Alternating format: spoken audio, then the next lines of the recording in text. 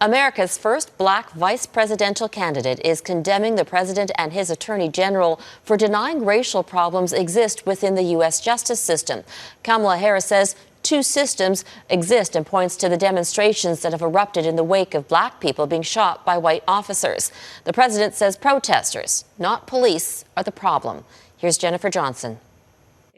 With less than 2 months to go before Election Day, Democratic vice presidential candidate Kamala Harris has come out swinging, blasting U.S. President Donald Trump and his attorney general for denying there's systemic racism in America's legal system.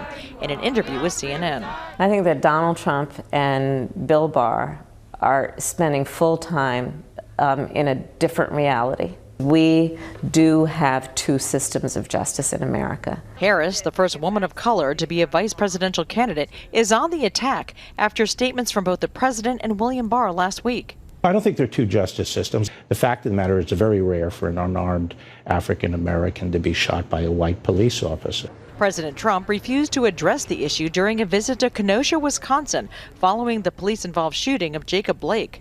We should talk about the kind of violence that we've seen in Portland and here and other places, and that's what this is all about. After a series of police-involved shootings of black Americans, cities across the United States have erupted in protest. 100 straight nights in Portland, Oregon, where Molotov cocktails were thrown Saturday. Police responded with tear gas.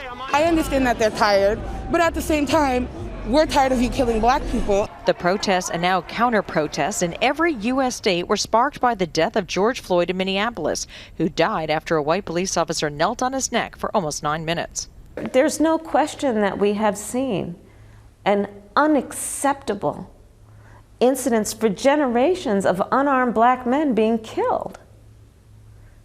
Nobody can deny that.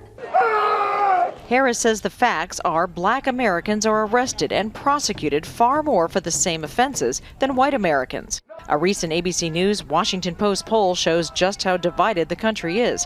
Nearly 9 in 10 black Americans are not confident police treat blacks and whites equally, while a majority of white Americans feel there is equal treatment. Jennifer Johnson, Global News, Washington.